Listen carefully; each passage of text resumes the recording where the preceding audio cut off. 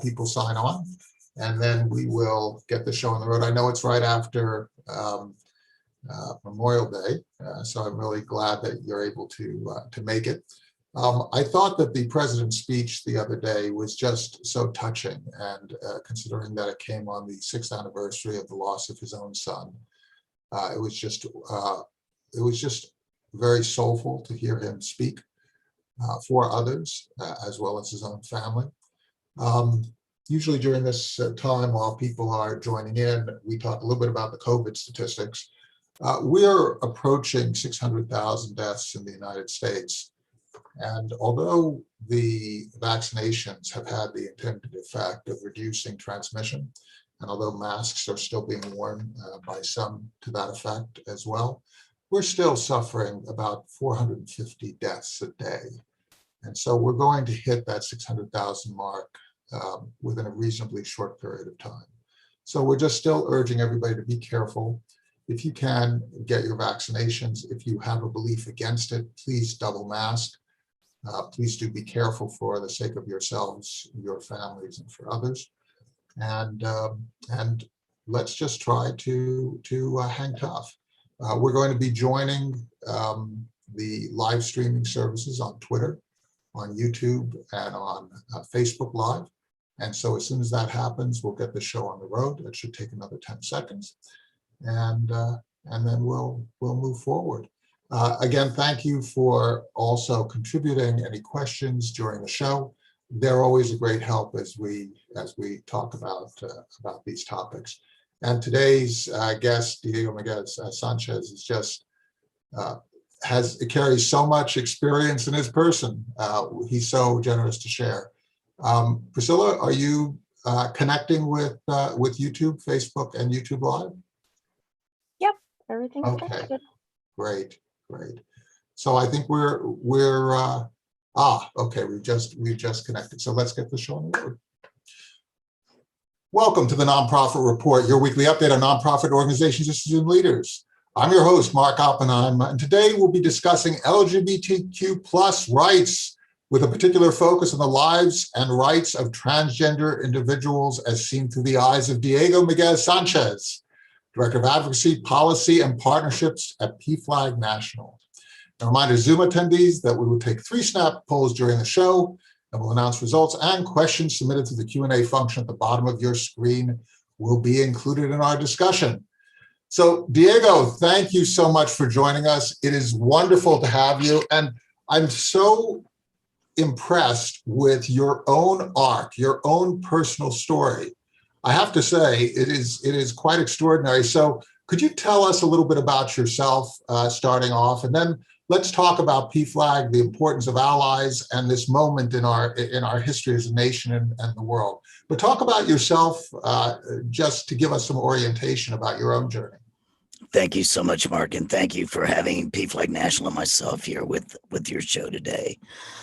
First of all, it's Happy Pride, everyone, for part of the world, part of the country. Let's not forget that many Southerners will be having it in October and September when it's a little cooler.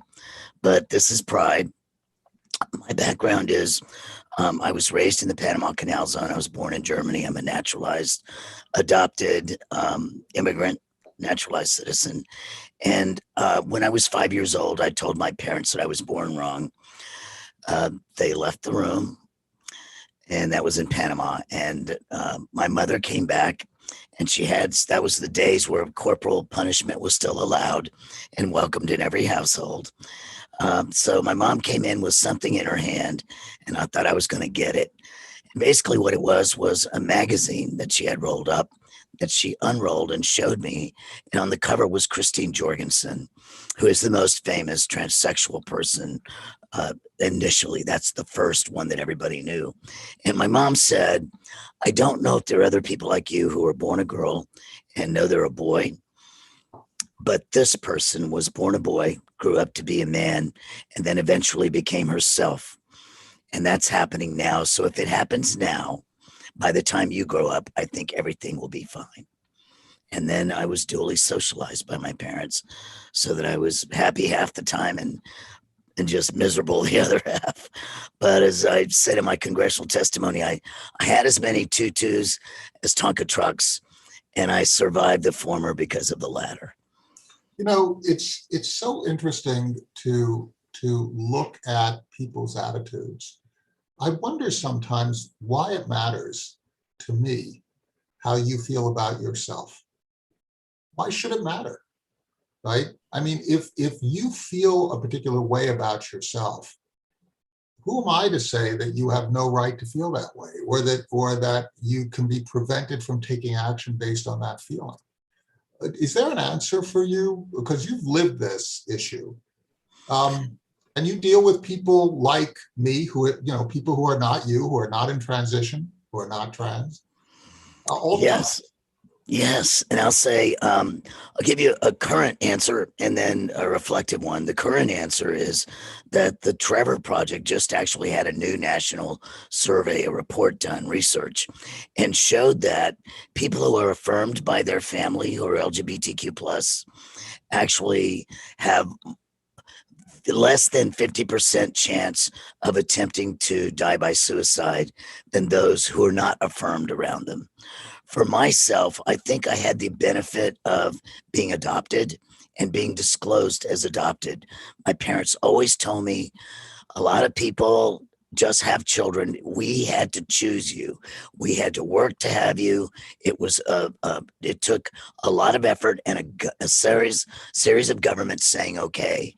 And I didn't understand that until when we adopted my younger brother, and I watched the process with him and the agony of waiting to be approved. So that, to me, I see it makes it better for people to see you for who you are. And it's affirming. It's true for everyone. Even if someone is dressed to the nines and they're going out on a date, they would like it for their date to say, "You really look nice."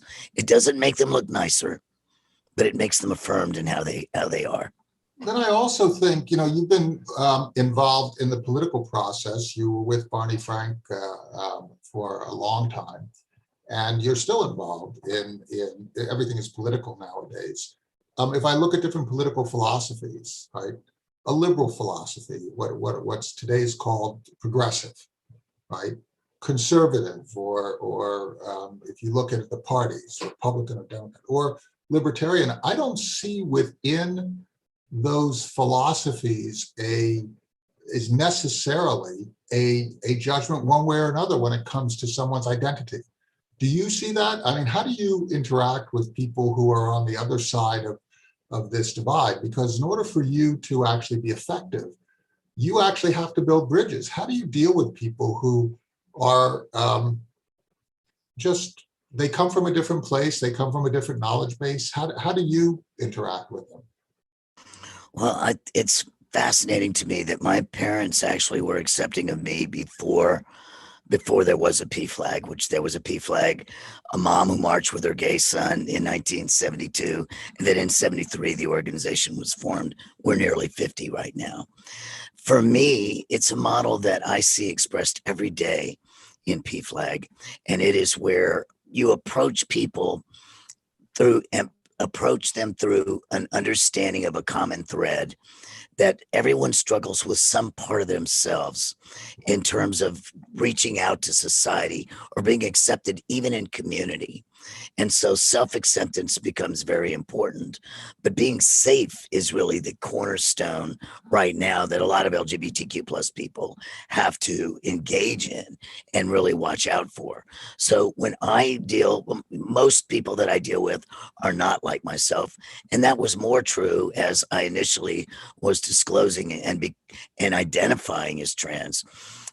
Identifying things of common threads that people have, whether it's something of an affirmation or a fear or an experience or a hope. One of those areas usually is where connections can be made. And that's generally how I do. I spend a lot of times as a trans person. My early life was about observing other people more than expressing. And so I tend to have a wider range of captured experiences of recollection and acute observation not unlike others like me, but unlike an awful lot of people who live through life with lenses of privilege and unawareness of obstacles that may be right in front of others in their presence. Well, people just like me, right? I mean, I don't necessarily every day process the obstacles that I don't face, right? So all of a sudden I'm talking with somebody else who has different obstacles than I am, and it's an education. Do you ever get tired of being an educator of people like me who are less knowledgeable? I will tell you my personal answer is no. Many in the community will say, however, oh, it's not my job to teach others. I think they get to say that because people like me took our beatings early. And I don't mean always literal, although many of the beatings were literal. I believe that it's an opportunity to be able to express yourself and explain community or self to others. I recognize that a lot of people do think it's a burden. I think it's an opportunity because I've had to live through so many decades where all you could do is be silent in order to be safe. So I know that my opinion differs from many like me, but I also have great reason for having that opinion. So you've also been sustained by allies. So let's talk about Pflag, because Pflag is an alliance organization. It's basically people who stand up for rights of friends, of sons, of daughters, of people who identify as neither of those genders. So talk a little bit about how Pflag came about, and also you talked about the March of a Mother, but also how you see your mission going forward and your agenda going forward. Absolutely. So Pflag was founded by a mom who was watching television one night in New York City and was watching the evening news and saw young queer people, LGBT, probably mostly at the time it was gay and lesbian, but there were others. And frankly, there were trans people who were either undisclosed or unnamed. But she was watching the news and saw these young people being beaten up. And then later that night, she got a phone call from the police, and they had arrested her son and beaten her son. And they said, "Ma'am, do you know that your son is a homosexual?" And she said, "Yes. And why are you bothering him?" That philosophy is at the core of every parent and every family member. So I don't want to forget siblings or cousins or aunts, uncles, grandparents. It's more than parents, but it's parents plus. And what you see is people who love their families fiercely in the same way that shouldn't feel odd to anyone. It's making sure that their families are protected and that their family situations and stripes are understood by others and explained by allies, who I think are the most important part of our conversations. We often say nothing about us without us, which I believe is true. I don't always need other people to speak for me, but it's really helpful to have people speak with us, because the people that we need to convince to support the LGBTQ plus people are not LGBTQ plus people for the most part themselves. So our allies are our bridge to connection to folks who are not like us. I love that statement. Yes, and why are you bothering him? Right? Yes, and why you could say that about somebody who is Black and jogging through a neighborhood.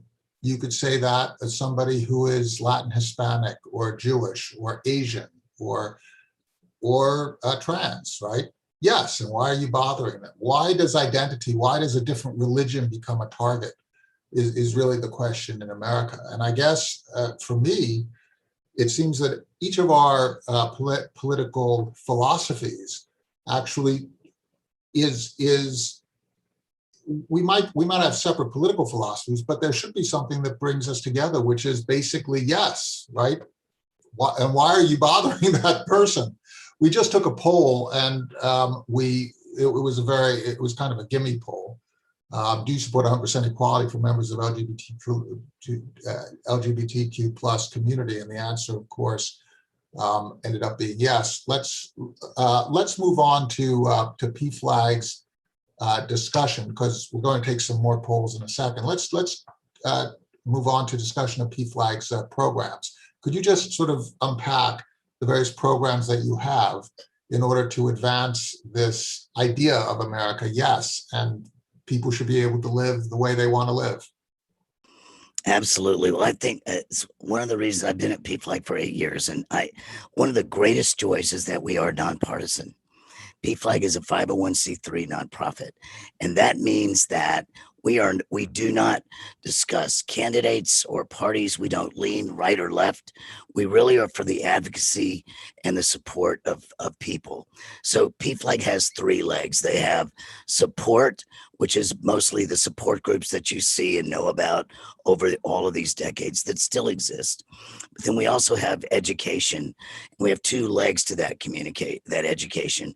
Part of that education is with corporations, businesses, hospital systems, and the like, that we have a program called Straight for Equality. And Straight for Equality is actually teaching entities and people in entities how to be more welcoming and how to serve either as employees or as vendors or as customers, LGBTQ plus people. And the third part is advocacy.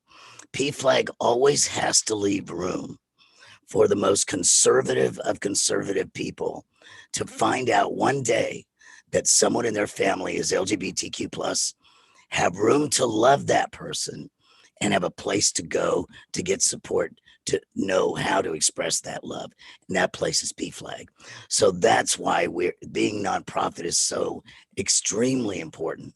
But our civil rights work is done through our advocacy lens, and that has to do with shaping policy, but also shaping things like school policies, making sure students are safe at school, as well as that people are welcome and safe in their communities.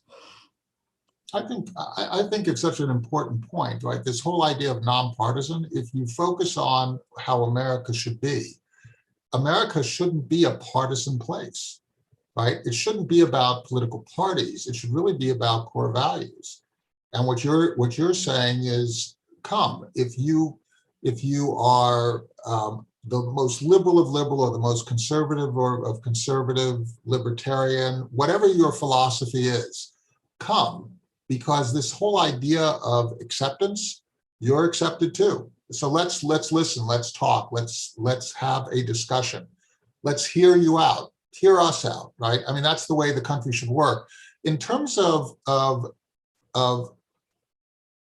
encountering people who are opposed to this idea of the country, how do you interact with them? Because there are people who just won't listen, and who also will try to shout you down, attack you, do the kind of things that basically nullify your voice. How do you interact in that way? Are you just an organization that discusses to death and just tries through goodwill to win people over when the will is not good? How do you encounter there?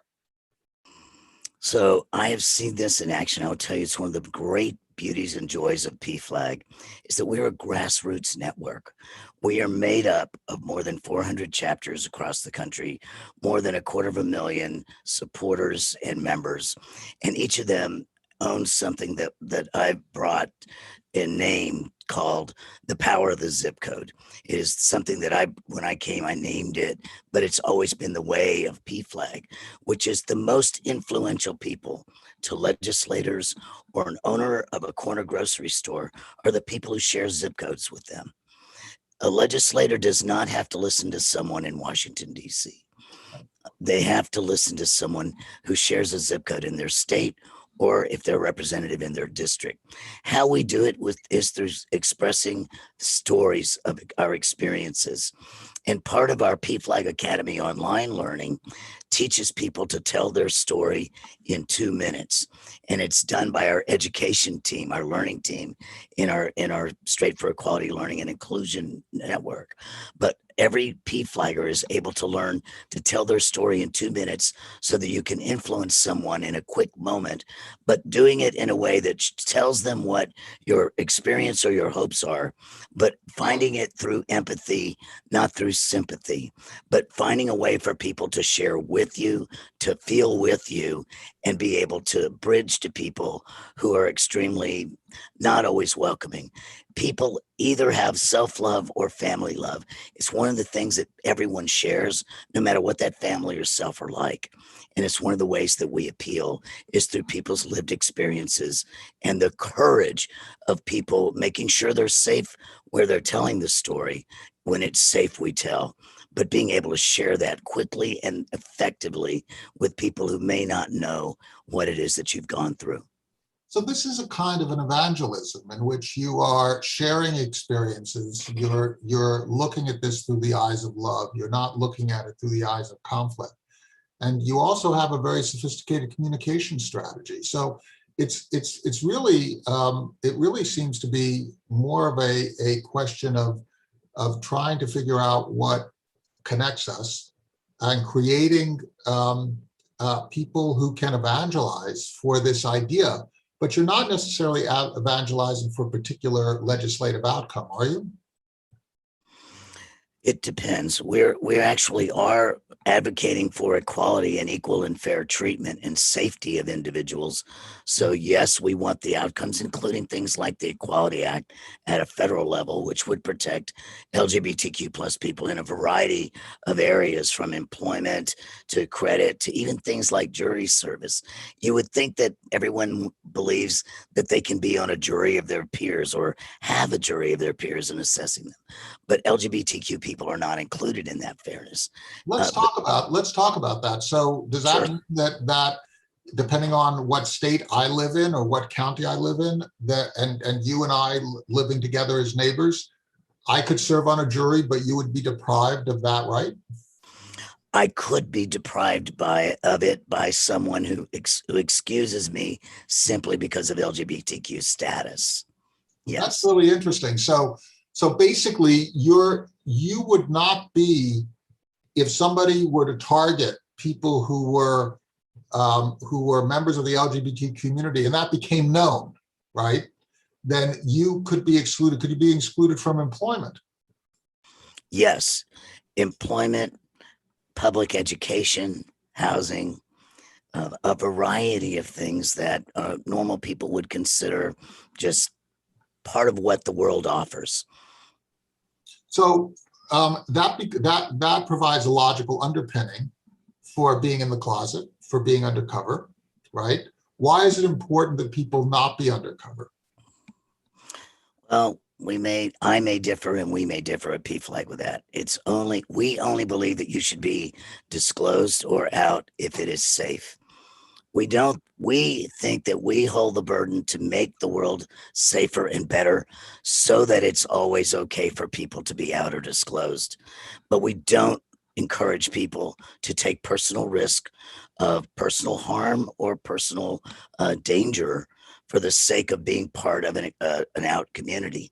However, someone who's not out can certainly be part of the ally engagement and not be disclosed. So there's always a way for everyone to be included and be fully included, but we never encourage people to do anything that's dangerous.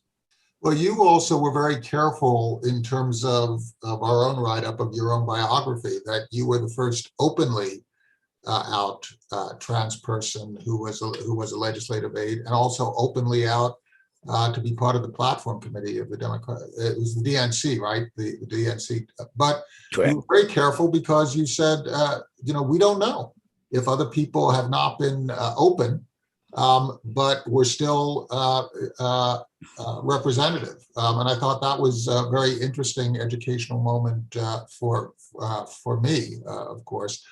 We just completed a couple of polls. I'm going to read them out in a second. Right now, we're taking another poll. It would be great if everybody please responded to it. In terms of going forward in this struggle, what do you think the most important milestones that we will be facing in the next couple of months will be? I think milestones and opportunities. I think that one of the big milestones for us first is to move forward with the Equality Act. We had great progress through the House. It passed on a bipartisan basis. We're now doing conversations with senators in order to get to the numbers that we need of voting yes. And we also want to make sure that people are able to know more people's stories of their own constituents so that they can hear that. The opportunity is to be involved by telling your story to people who are influential and picking up the phone. If you're not in one of the states that's being targeted right now, one of the 33 states where trans people especially are being targeted for sports participation, healthcare, and also public documents, records like driver's licenses, birth certificates. If you don't live in those states, find out where they are. Look at us at pflag.org and go to our advocacy area. You can see where those states are. And if you know someone there, if you went to school with people who are in those states, if you have family there, former coworkers, ring them up and ask them to be involved so that they can use the power of their zip code on you with your influence in places where they don't live. So we just completed 2 polls. I said I would unpack the results. I found it to be really interesting. We asked first, where do you prioritize LGBTQ plus civil rights specifically? Urgent priority, in the top 10 priorities, important, or not a huge priority. And what was interesting was that 25% felt that it was urgent, 38% felt that it was in the top 10 priorities. So we have a 66, basically 2/3 majority saying it's in one of the top 10 priorities. But what I really think was interesting here is, given the audience that we have, there seems to be an understanding that the threat level that previously existed when you and I were younger, Diego, has subsided somewhat, and it's now become a matter of urgency, but no longer a matter of threat. And then we said, how do you support the modern civil rights movement? And we asked how people sort of stay involved. And one is by staying involved through social media, sharing information, voting, and through career and work choices. What I thought was interesting there was it sort of integrated more into our lives, that the whole idea of having to be 100% dedicated to a particular cause is, as things get better, as there's more embrace, people can integrate that behavior in their daily work ethic. Do you feel like we've made progress as a country to that extent, where we can just be and also be advocates, be and also be fighters for rights? How do you view the progress that we've made over the last 40 years? I feel that it varies by zip code. We have an epidemic level of transgender women being murdered. It's growing every year. We are just on June 1st, and we're already on pace to set yet another record year of people being murdered simply because they're mostly Black trans women. I also think that right now we have, I think, 5 or 6 states, and with more at risk because more state legislatures are in action, of kids being not able to receive proper medical interventions for being transgender, that their parents are criminalized and that their medical providers are criminalized. So I think that the false aura of marriage made everything okay, it only made people sharpen their weapons and target particular people. And sadly, those people are people of color, transgender people, non-binary people. The target has become more sharpened. And I think that the obligation extends to those who feel more protected, that they should use that extra protection to protect those who become more exposed. It's such an interesting point. So in earlier times, people all over the country might have been afraid to do anything, to be revealed. Now there are certain zip codes, there are certain areas where there is more safety, but there's still a huge road to hoe going forward. And that's really what the Equality Act is about. Can we, we're coming to the end of our time, but I wouldn't want to leave this discussion without talking about something that was in your bio that I found really interesting, with resonance today of the spate of laws that are against young people who are trans serving on different athletic teams. Could you just talk a little bit about your athletic career earlier in tennis and how you lettered? And then let's talk just very briefly about your views of those initiatives going forward.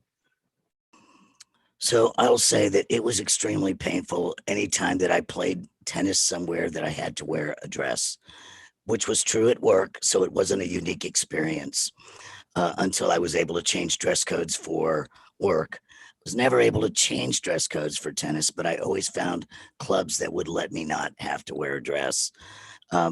It is emotionally painful to have to be forced into identity when you are not that. And so I feel very much with trans athletes. I was not able to compete as a man or as a boy. However, I did play tennis with boys and I was trained with boys. And it wasn't about hormones. It was just about skill level, to be honest. I feel very much with people who are being targeted and eliminated from participating in sports in any way, because it is a good way for people to learn to work with others, to deal with defeat within themselves. And it's just a normal part of growing up that's being erased from an awful lot of trans people for a reason that has nothing to do with who they are, and nothing, and only to do with other people's imaginary fears, none science based.